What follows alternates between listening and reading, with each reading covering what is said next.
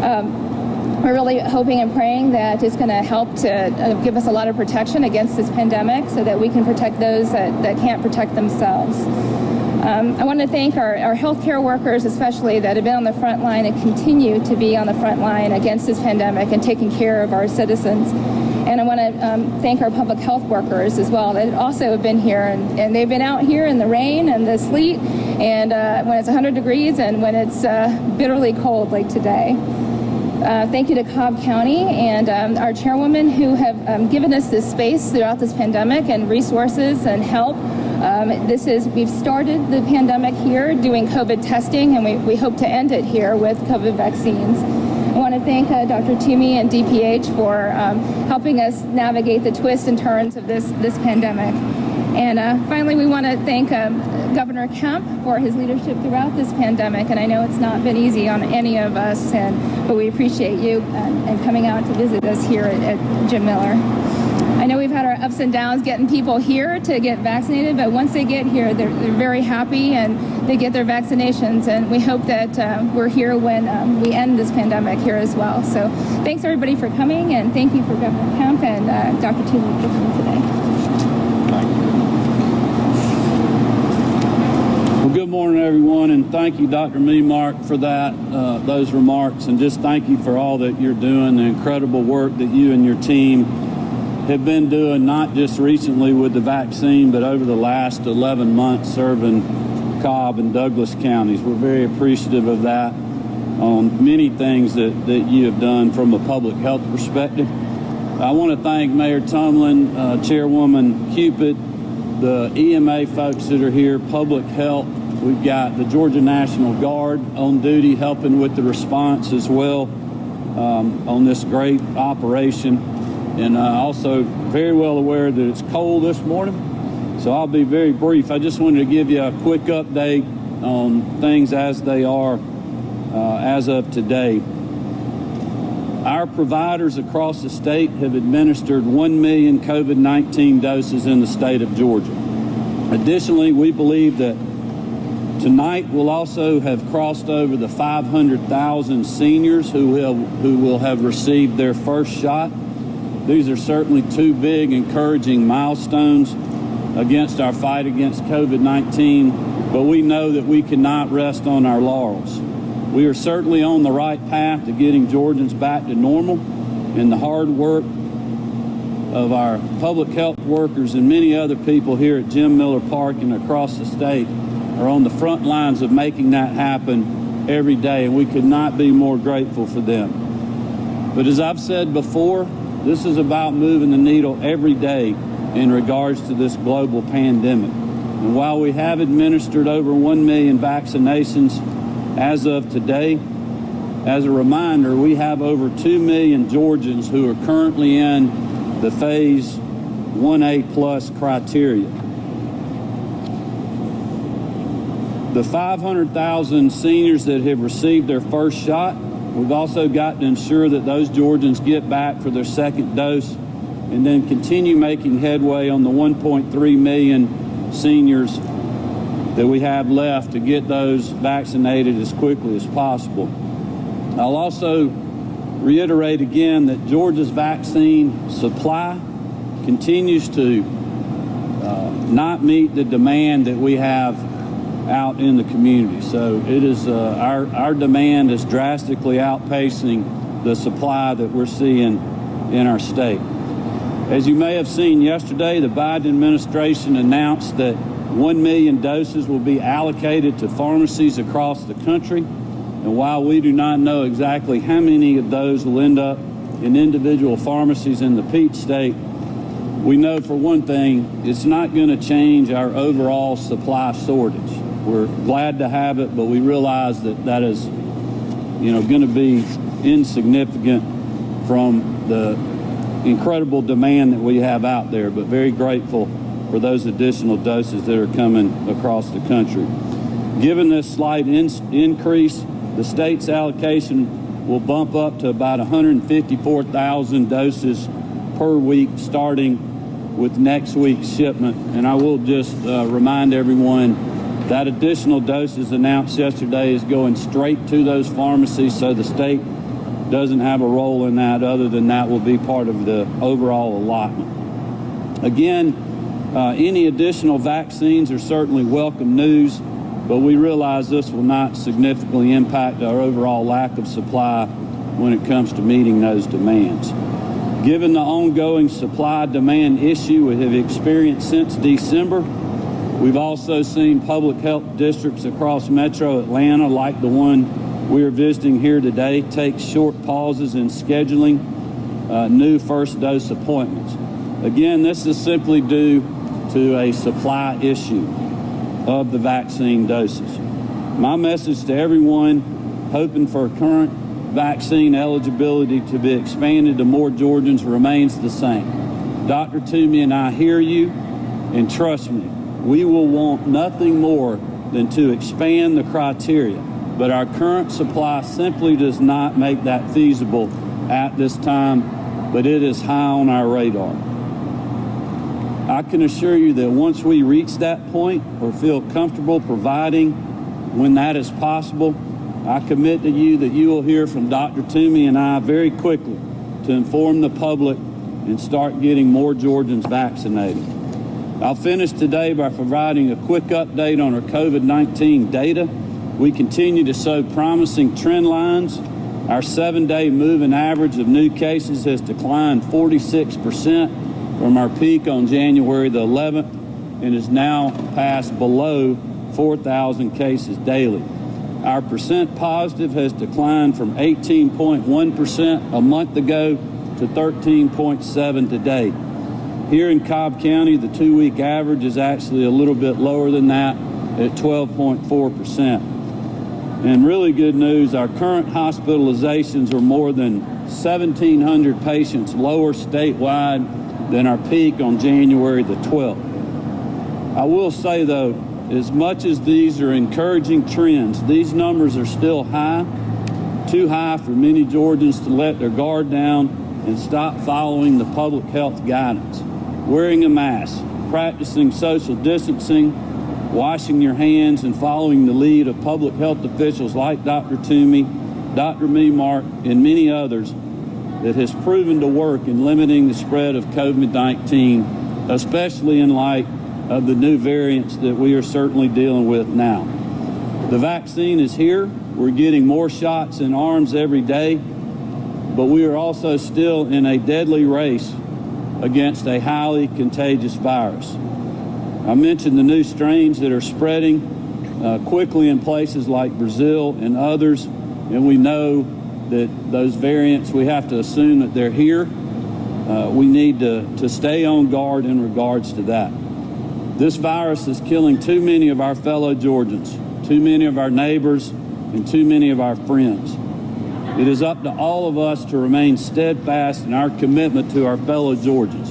We can do this, we can get through this, and we will get back to normal. But by doing the right thing, choosing to be part of the solution and not part of the problem, we can finally get to the light at the end of this long, dark tunnel that this state, this country, and the world has faced. And with that, I'll turn it over to Dr. Toomey. Thank you, Governor. Thanks so much. And just very quickly, a couple of highlights, but most of all, I want to thank Dr. Memark for her invitation here today, Chairwoman Cupid, Mayor, for your hosting us here and allowing us to see this tremendous operation. What you're seeing here is just exemplary, but also exemplary of what is happening throughout the state. Many of our public health districts have set up similar sites, and like you heard today, are capable of doing many more vaccines daily when that supply is available. And so we look forward to that day that we can even ramp up. But the efficiency of this operation and the cooperation you see between the county and the EMA and the Department of Public Health, as well as the health district, I think it just shows you how powerful this can be when we all work together to make this happen. As the governor said, these variants are of concern, but I want to make sure that everyone understands that these variants It doesn't mean that they're not everywhere. We have a kind of a limited surveillance system for them at the current time. We've been seeing these variants largely from CVS sites because that's who is sending them to be tested. We have relatively little other variants being tested, and actually the ability to test this genetic makeup actually takes a week. So there's a delay in getting that information back.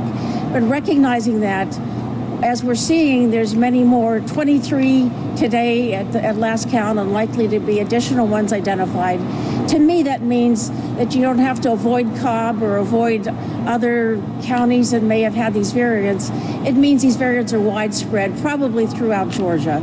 And so it just reinforces those prevention messages that the governor has repeated so many times, and that we have to continue to heed that message.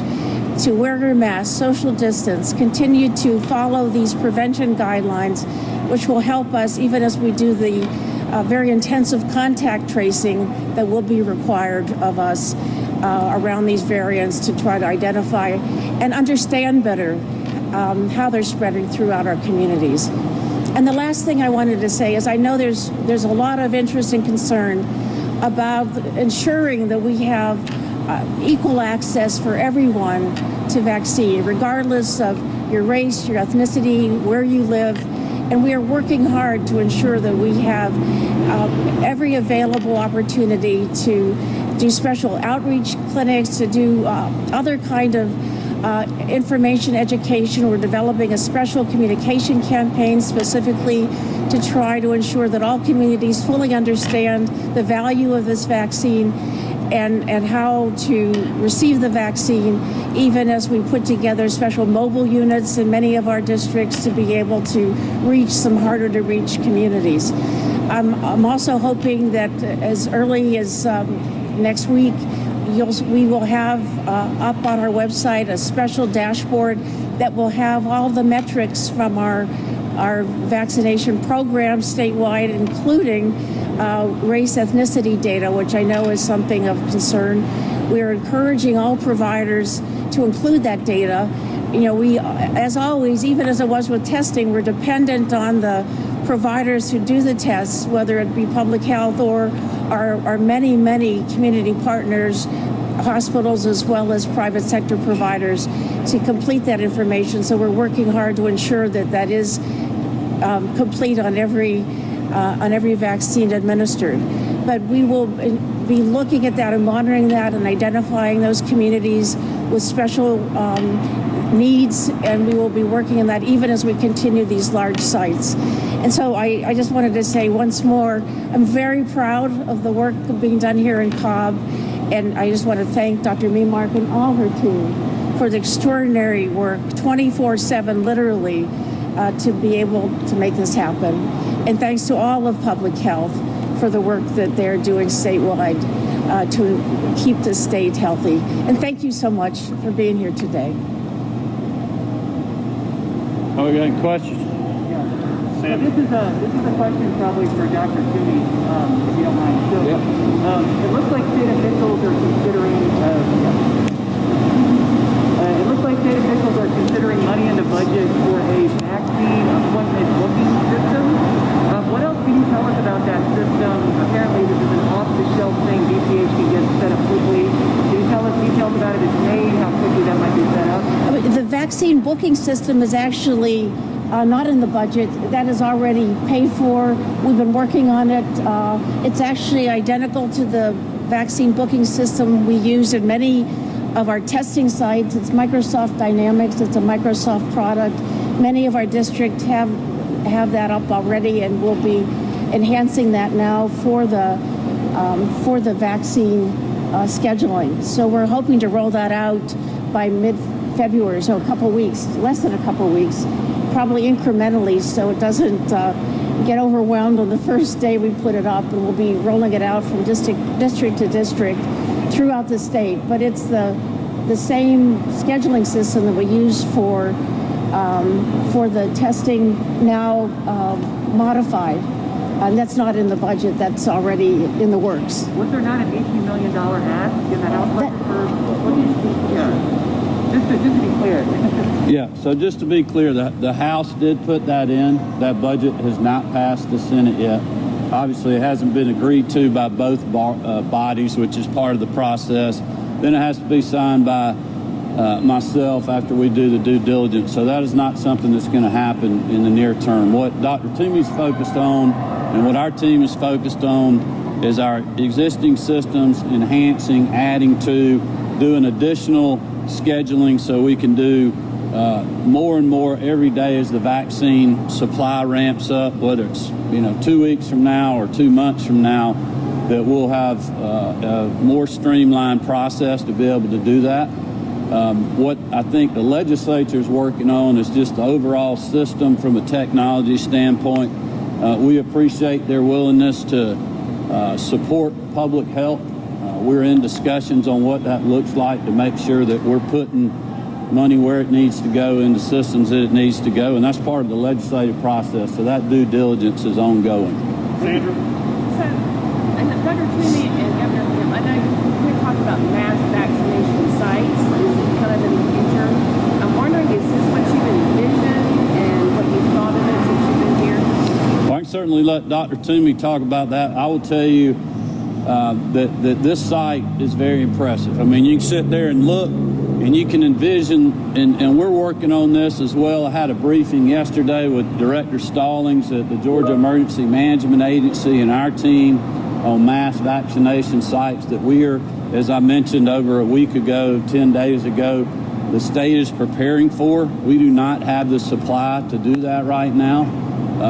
I think for people at home to realize what we're dealing with, if we had more supply right now, that lane that's empty could be full of cars, but it's not because we just don't have the vaccine. So you can see how efficient this operation is, how smoothly it's going. And in our tour today, it was made very cognizant to us, and I heard the same thing yesterday, that you can, if you get the supply, you just add another lane. With the existing infrastructure that you have, maybe take a few more people, but the concept is exactly the same, and that's what the state's preparing for.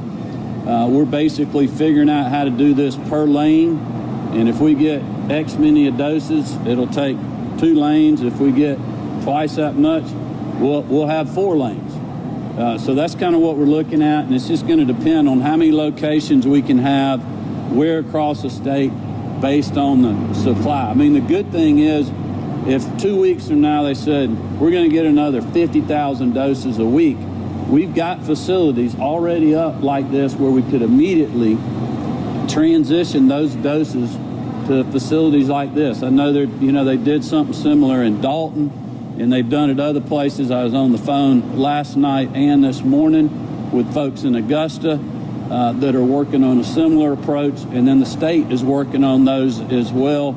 And then we know that the Biden administration has talked about federal sites. And I don't know if they're going to do that or not. I've heard some hedging on that because I think the states and the governors that I heard yesterday on our call with the task force at the White House, they're very confident about being able to do more if they had more supply. And everybody's in the same boat. And that's why we continue to ask for patience. We continue to ask people to follow the public health guidance, social distancing, wearing a mask, and continue to support these fine people that are here today and all across the state that are doing all they can with what they got.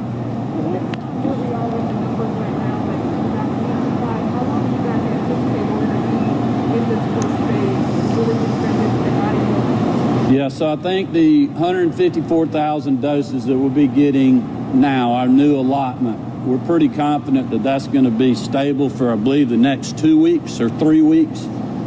So we know nothing's going to change over the next 3 weeks other than just moving from 146 to 154, whatever the number is. Sorry, this is a question regarding the new variants here that are coming into Georgia and businesses. There are pictures circling online of bars open with people not wearing masks, packed, no social distancing. Has the state thought about ways of stepping in and holding those businesses accountable for what they're doing? Well, look, the local authorities can do that now. In the executive orders that we've had going way back to the summer. They have the ability to go in and enforce the regulations that we have for all kinds of establishments, including occupancy and bars and other measures that we have in there. So they have that ability to do that now. There's just a lot of people that aren't focusing on that. I've had discussions with other local leaders about that. So I would encourage them to get their local police departments to educate those bar owners. I know when we were having problems early on, we simply went to downtown development councils and asked that they get the guidelines out to those places, and we let them know with a courtesy visit saying, hey, we're going to be enforcing these. I believe if the locals do that, people will do the right thing, and we can continue moving on. Well, question for Dr. Toomey. We've been asking the governor about, different groups that want to be getting vaccines, specifically teachers. Once you get through more of 1A+, is there a possibility before moving to 1B just to add more people to 1A+, like teachers? Would that be a possible approach to vaccinating teachers? I mean, let me just say it. I'll let the governor respond too. I think there's somehow the misinterpretation that if someone isn't in a group, that we don't value them or we don't think it's important to have them vaccinated. We want everybody vaccinated. I mean, I would love it if we had enough vaccine to vaccinate and open up. And as you see, we can get many, many more thousands of people daily into these sites, even as we're working with outreach teams to reach homebound individuals and others. So this is all going on in a coordinated effort. I think the problem is always going to be adequacy of vaccine and ensuring a risk-based approach. Who are those the most likely to be adversely affected by COVID? And if you look at our numbers, it's these older adults that are more likely to die or have severe deadly complications. So I think taking that risk-based approach, the governor and his team and our public health team will look at the data and see what makes sense as the next step. But I mean, obviously, we want teachers who are critical to all of our communities, as well as many other individuals at risk, to be vaccinated as soon as we can. Do you want to say something, Governor? Yeah. And I'll just add to that, too. I would remind the media that, 3 or 4 weeks ago, when we were at our peak for COVID hospitalizations across the state, everybody's asking me the question, are you going to shut things down again? Are we going to have enough hospital beds? And that was our focus. And that's the reason that the CDC came out with the early guidance, obviously, of protecting these folks that are behind us on the front lines, that are giving vaccines, that we're doing testing, that are treating people, our medical workers, nurses, public health workers, first responders that have no choice. They have no choice but to respond if there's a fire, a shooting, or what have you.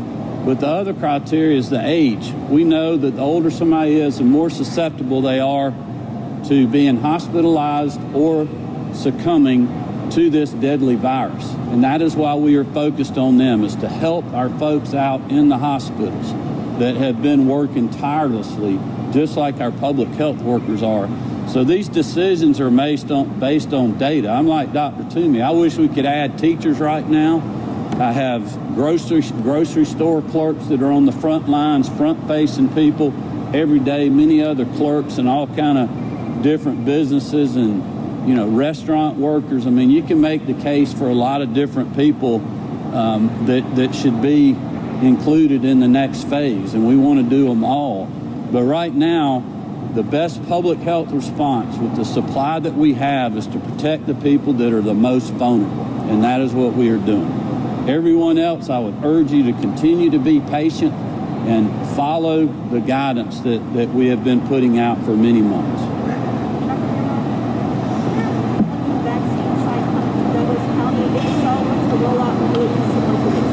Yeah, so we just signed the papers recently at a site in Douglas County. It'll be a little bit different. It's going to be in a more parking spot in a mall, that has some abandoned spots over there. So we'll be doing it over there. And in the next few weeks, everything is being ordered and on the way. And we're waiting for vaccines too to come. And so we're going to shift our operations from the Douglas Health Department to the larger site. And they should be able to do as many as we can do here as well. And so offer more vaccines to those citizens as well. We're looking at the next few weeks. So they're setting up slowly right now in the next few weeks, and hopefully it will coincide with the arrival of vaccines for us as well. Yes, sir. Yeah. Are there any folks who might not be vaccinated for the second time within the 3-4 week window? Is there just going to happen? No, I mean, we're prioritizing those second doses, and so this is a great time to let everybody know that, for the Pfizer vaccine, you can get vaccinated the 21 days and Moderna 28, but you do have up to 42 days to get that vaccination. And so, excuse me, the cold makes my nose drip. We are prioritizing the second doses. We're sending emails and phone calls, and so everybody should get vaccinated. If you don't receive a notice, please email us, and we'll make sure you get your appointment. Yes. This is a pretty basic question, but we've had a lot of readers who contact us pretty desperate in their 70s and 80s who have not even been able to get through to get a vaccination schedule, first vaccination. What would you tell somebody like that directly if you were talking to them right here? Well, for our county, okay. For our county, right now the vaccine supply is very low, but be patient and just keep trying. And so there are other sites, not just ours, but the DPH vaccine locator. You can actually find different sites throughout the county and district that can get you some vaccine. I am worried about the folks that are not as internet literate, and so we are working with the county to come up with a call center that can help those folks. And then we're also going to do some outreach too, to go out to communities that need a little bit more assistance. We have those in the plans as well. So soon we should have vaccine coming our way. And Dr. Toomey? I'm so glad you asked that question, because this is what I lose sleep over at night about, because I worry about those who aren't able to navigate the internet and able to manage what seems to be an impossible scheduling process. We've actually put together a team to develop plans that we will be sharing with public health statewide, working with the AAAs, the aging agencies, as well as the Department of Human Services, who will have social workers available to actually help individuals get scheduled at sites. And likewise, where many of our health districts are able to redeploy some of their mobile vans that were used for other outreach efforts, including for testing in the community, to also do now vaccinations going into particularly hard to reach areas. So I think I'm worried about the elderly as well as communities of color throughout the state who may have some hesitation. And so I think working with the AAAs, working with our colleagues in the Department of Human Services and the aging agencies, we have now a plan. We'll be sharing it with the health directors later this afternoon. And I'm looking forward to being able to reach out to them proactively, these individuals. Even my own colleagues or my own peers said to me, I was told to register on a portal, but I don't know what a portal is. And so they're, that's not an 86-year-old, that's a 70-year-old. So I think just knowing that, we realized we had to make an extra effort and really mobilize all the resources we have in the state and local area to help. And so we will have a comprehensive approach to be able to address those issues. And thank you for letting me talk about something that's very important to me. Great way to end it. Thanks, guys. Concerns about the Super Bowl? Super Bowl again? Everybody follows the guidelines. There could be